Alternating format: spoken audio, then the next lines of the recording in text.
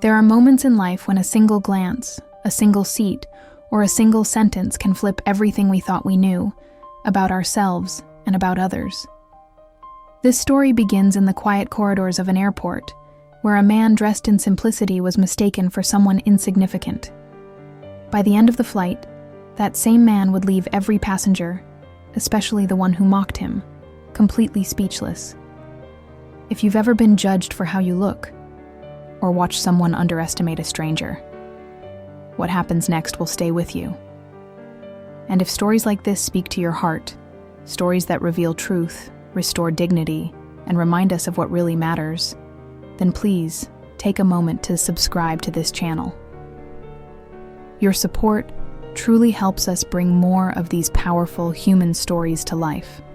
We release new ones every week, and each one is crafted to move, inspire, and surprise you. So watch until the end. Because when the truth is finally revealed, it won't just change one flight. It might change how you see people, forever.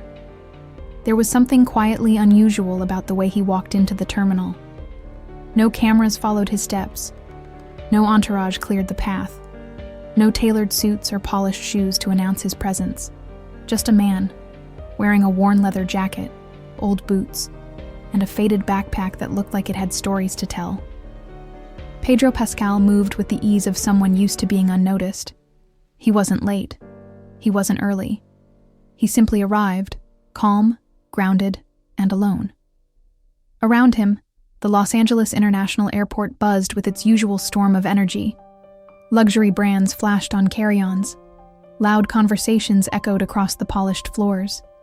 People moved like they were in a race, checking watches, taking selfies, juggling phones and designer coffee cups. Yet in the middle of all this noise, Pedro moved differently. He stood in the first-class line without checking his phone once. His hands were in his pockets.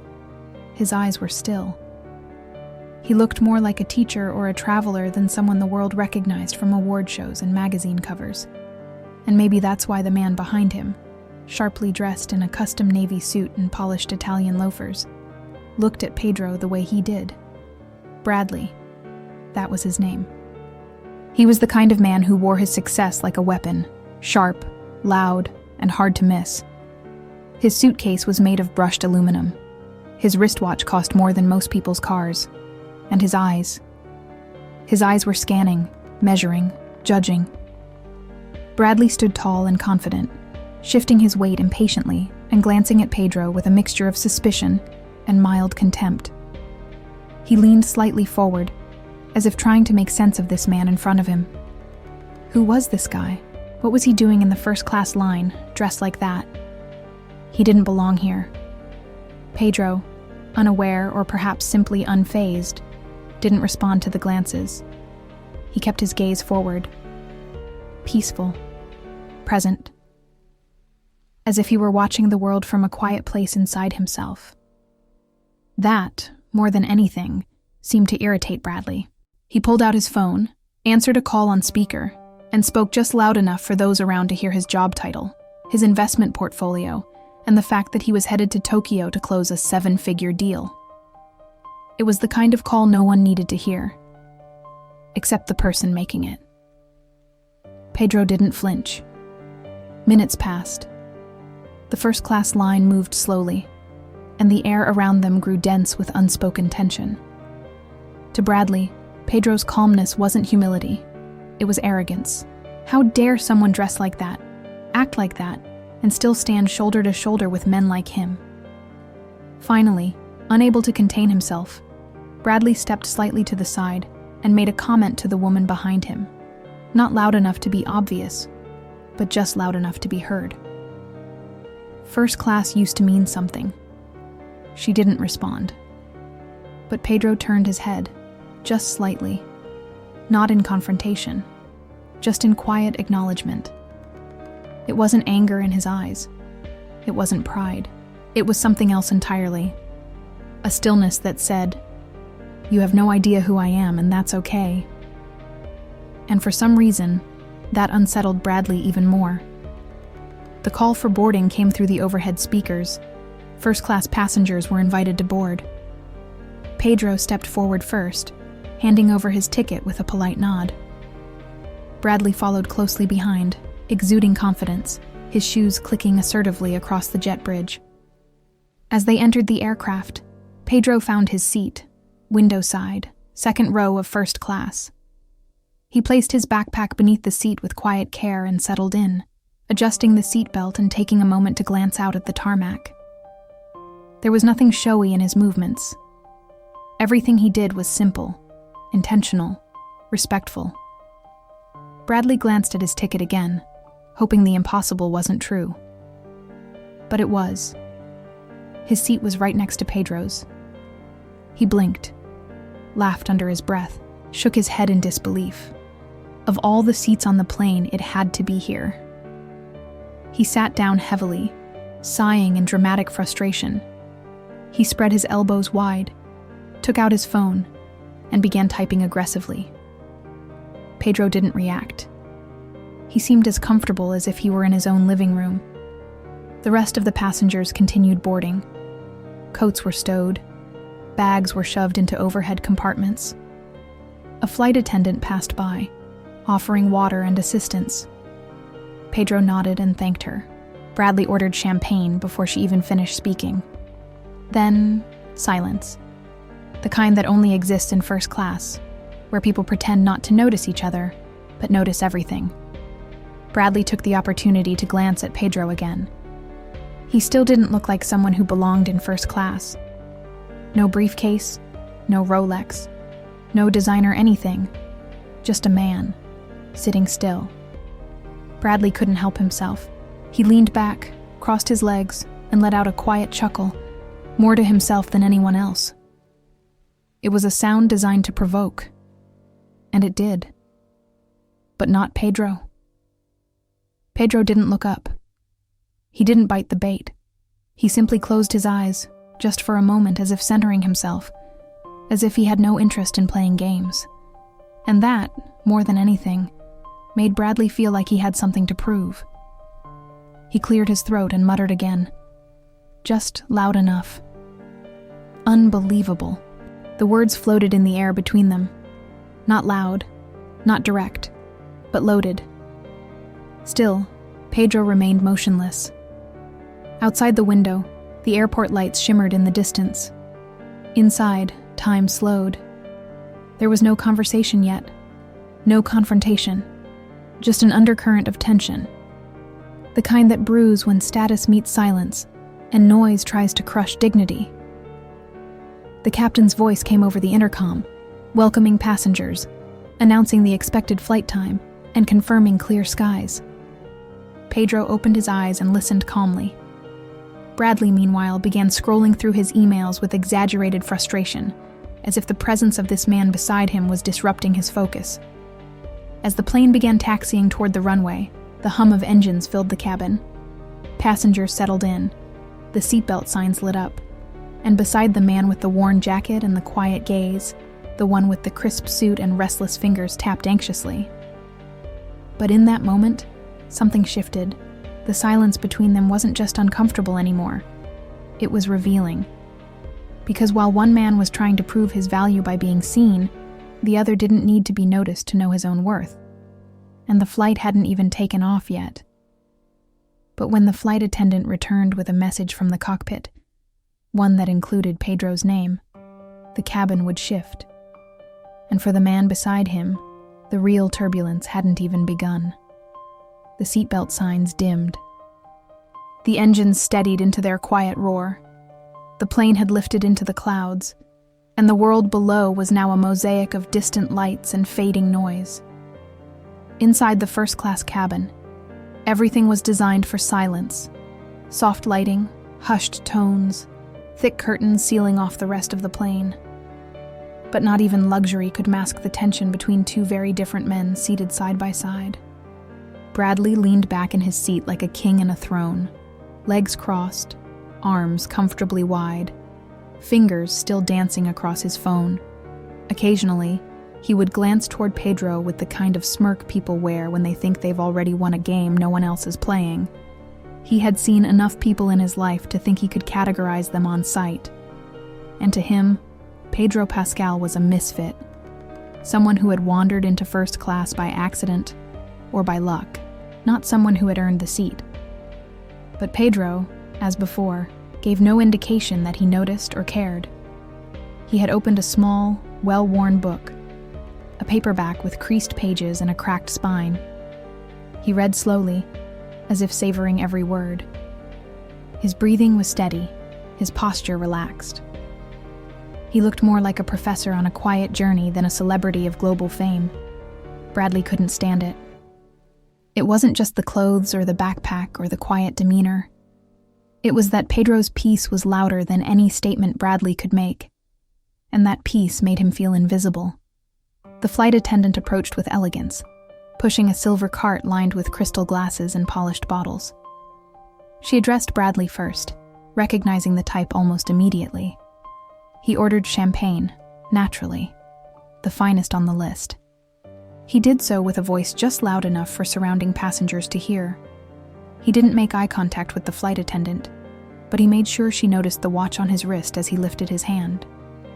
She smiled politely, poured the glass, and turned to Pedro. Pedro looked up from his book with a gentle nod. He didn't rush, didn't overthink. He simply asked for water. Bradley turned his head slightly and chuckled, low, smug, and sharp. The glass of champagne sparkled in his hand. He swirled it gently, as if performing for an audience that wasn't watching. Water? In first class? Pedro received the bottle from the flight attendant with quiet gratitude.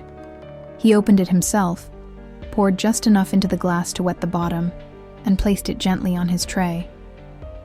There was something disarming about the way he moved, like a man who had nothing to prove, and because of that, seemed to prove everything.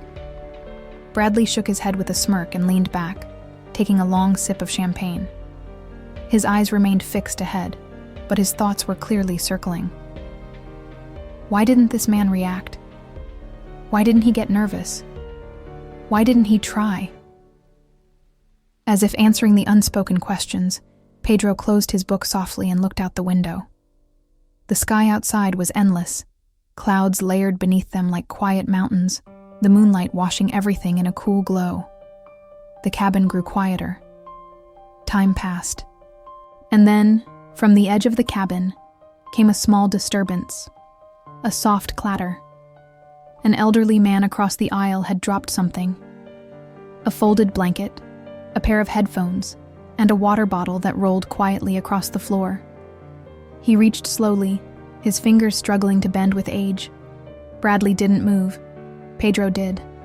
Without hesitation, he leaned forward, picked up the bottle, and gently helped gather the other fallen items. He didn't say a word.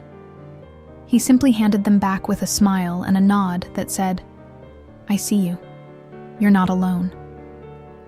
The older man placed a hand over his heart, visibly moved, and whispered something in gratitude. Pedro returned to his seat without looking around. He didn't need acknowledgement.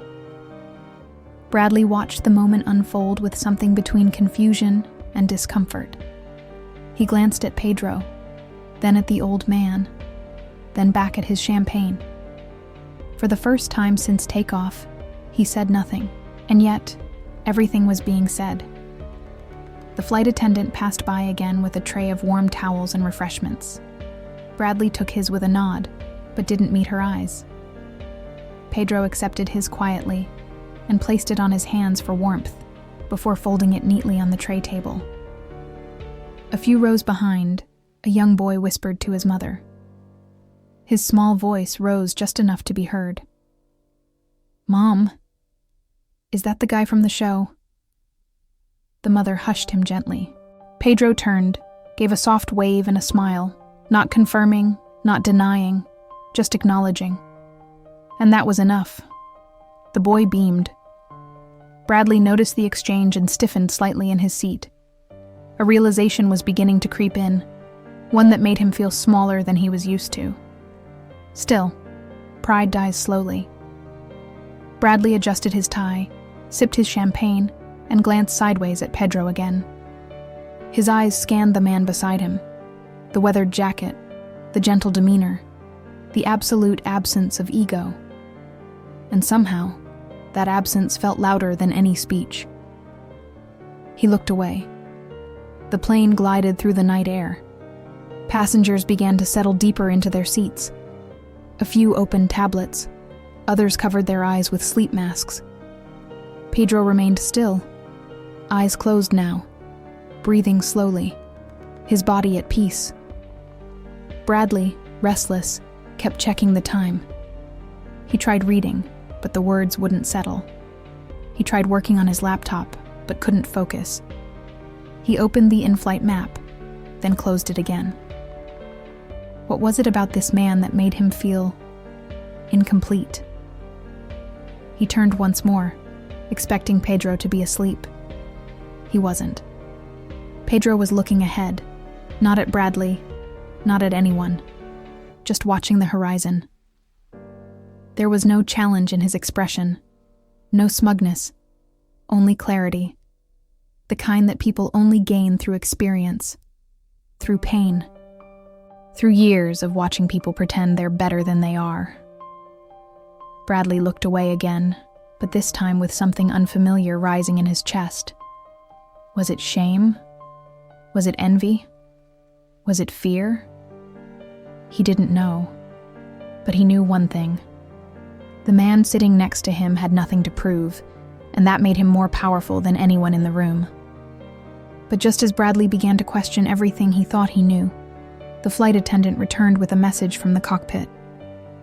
And when she spoke Pedro's full name aloud, the air in first class changed forever. The quiet hum of the aircraft was interrupted only by the soft wheels of the service cart as the flight attendant made her way back toward the front of the cabin. There was something different in her posture now, an extra layer of attention, a quiet reverence. She wasn't just serving drinks or checking seatbelts. She was carrying a message. Bradley barely noticed her approach at first.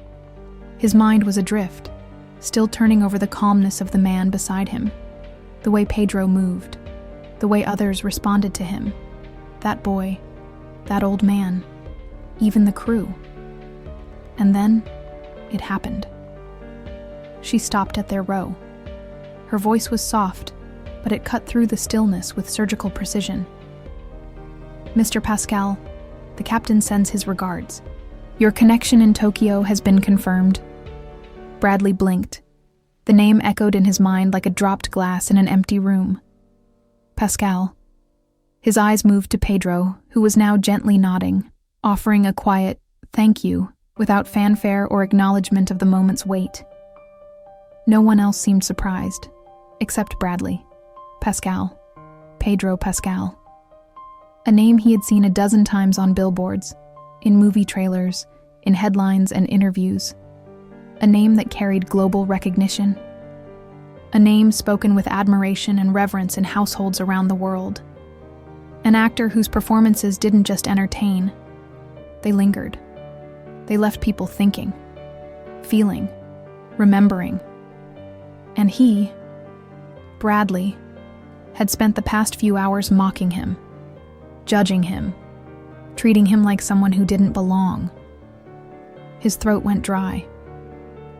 For the first time on the flight, he didn't know what to do. Pedro turned slightly toward him, not in confrontation, but in quiet curiosity, almost as if to ask, "Is something wrong?" Bradley opened his mouth, but the words got caught somewhere between pride and panic. He fumbled for a moment, then forced a half smile in a stammering sentence that meant nothing and everything all at once. Pedro offered a nod in return, and nothing more. He wasn't gloating. He wasn't distant. He was simply present. And that presence, now paired with recognition, hit Bradley like a slow-building wave.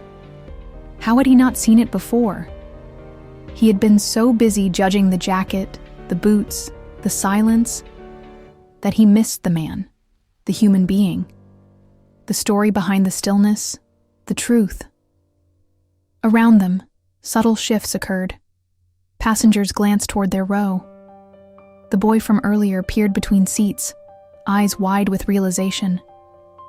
The older man nodded quietly, now certain of who had helped him. Even the flight attendant lingered for a moment longer than necessary, as if standing near Pedro brought some kind of peace. Bradley felt exposed, not because Pedro had said anything. He hadn't. But because now, everyone could see it. They could see who had been graceful, and who had not. He sat back, legs uncrossed now, shoulders lowered. The champagne in his glass had gone flat. The show was over. And there was no script to save him. His mind raced to justify his actions. He hadn't meant to insult anyone. He didn't know who Pedro was. But even as the thoughts formed, he knew they were empty. The problem wasn't that Pedro was famous. The problem was that he had treated a stranger as less, simply because he didn't recognize his value.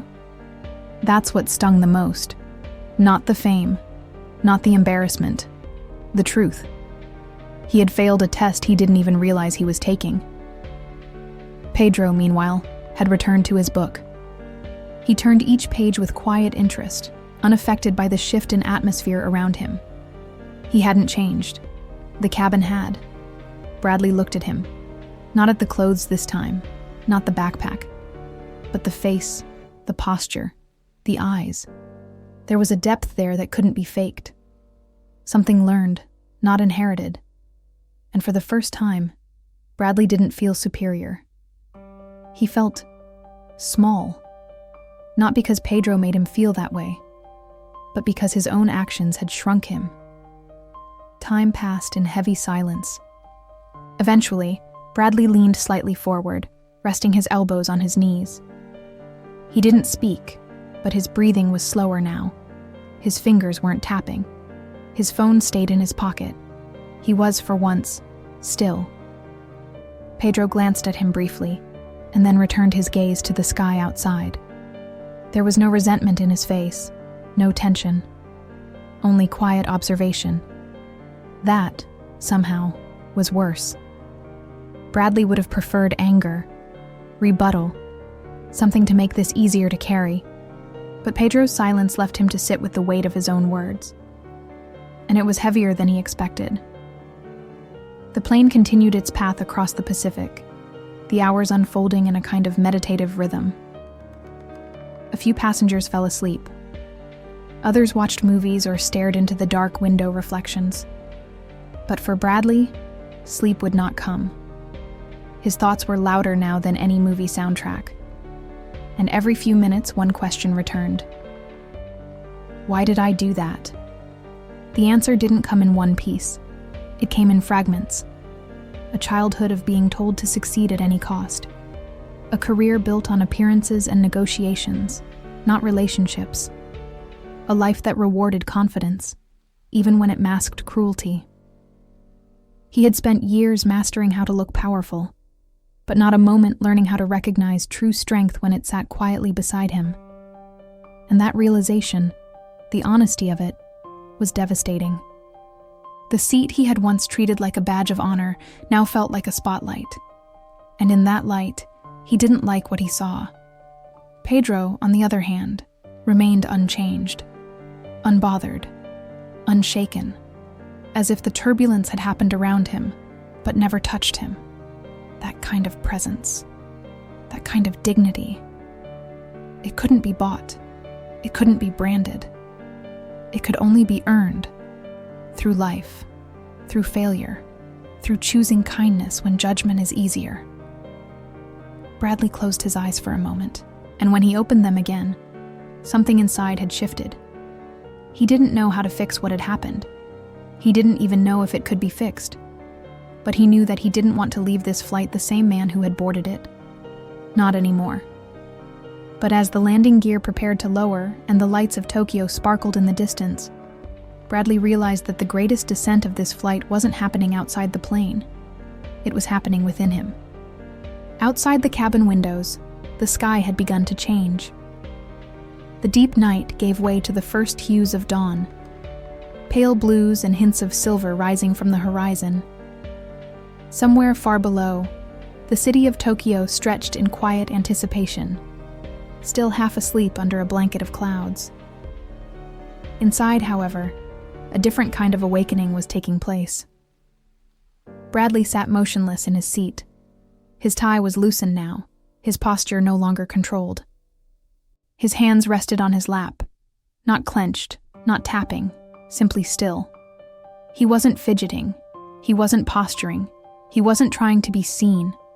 For the first time in a long time, he was simply present.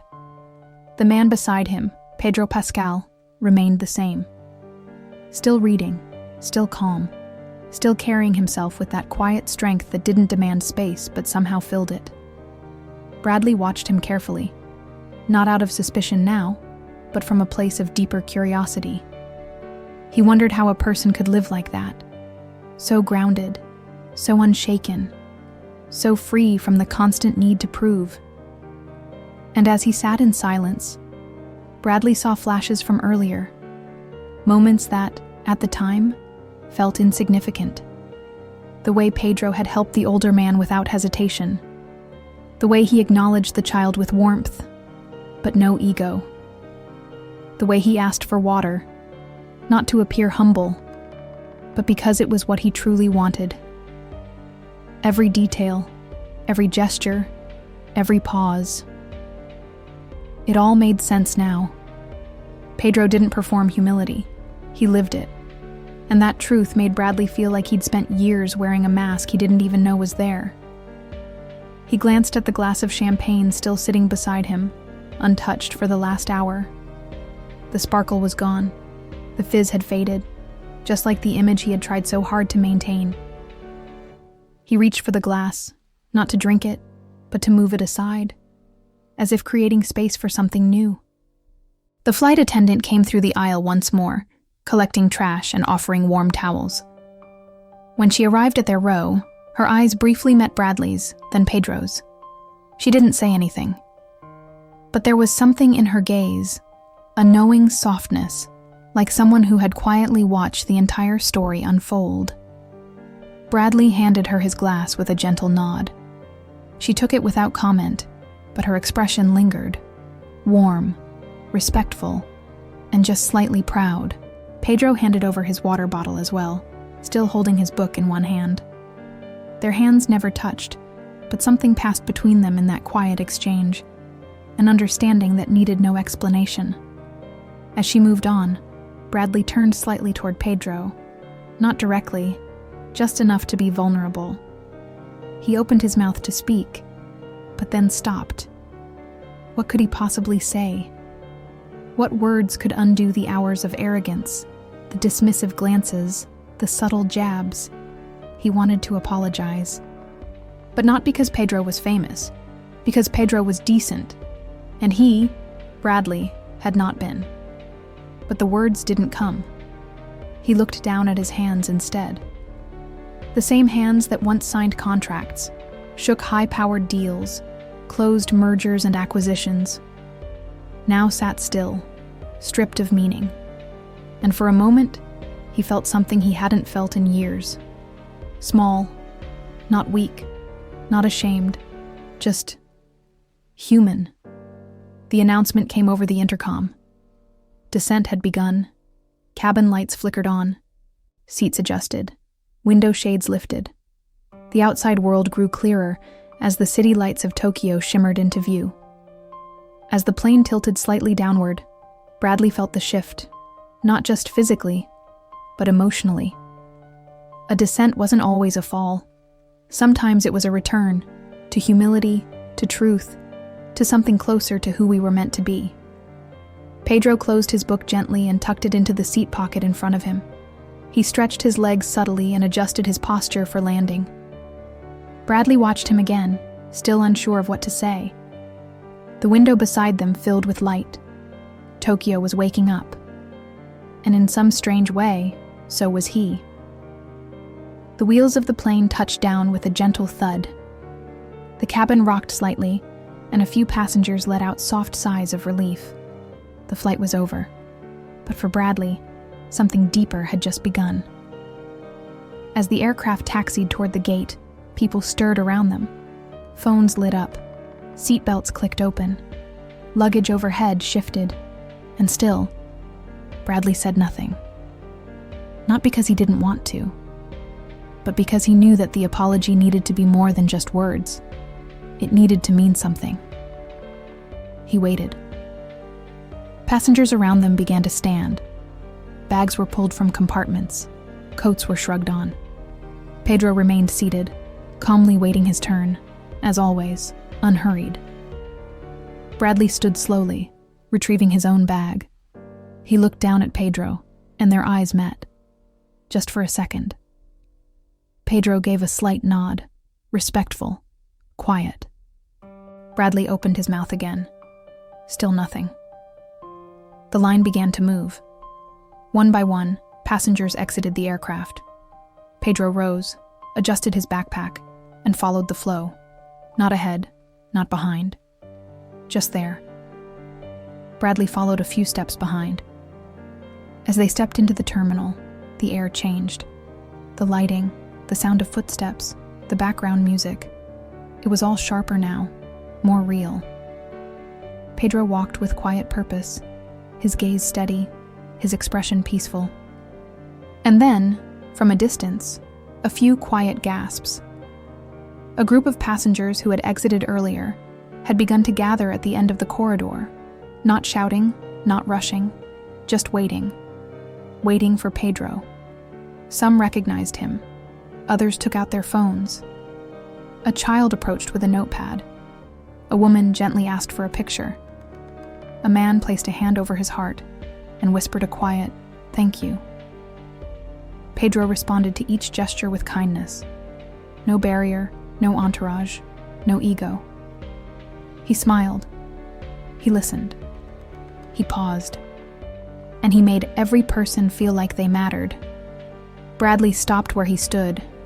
He didn't join the crowd. He didn't pull out his phone. He just watched. And for the first time in his life, watching someone else be admired didn't make him feel small. It made him feel hopeful. He saw what real influence looked like.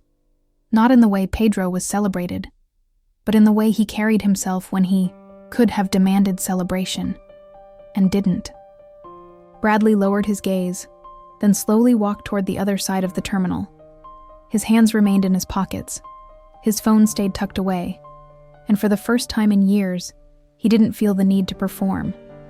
He just walked, quietly, intentionally, changed. But just as Bradley reached the quiet edge of the terminal, a soft voice behind him called out. And what Pedro said in that final moment would leave a mark he'd carry for the rest of his life. Bradley had almost made it to the far end of the terminal when he heard it. Not a shout.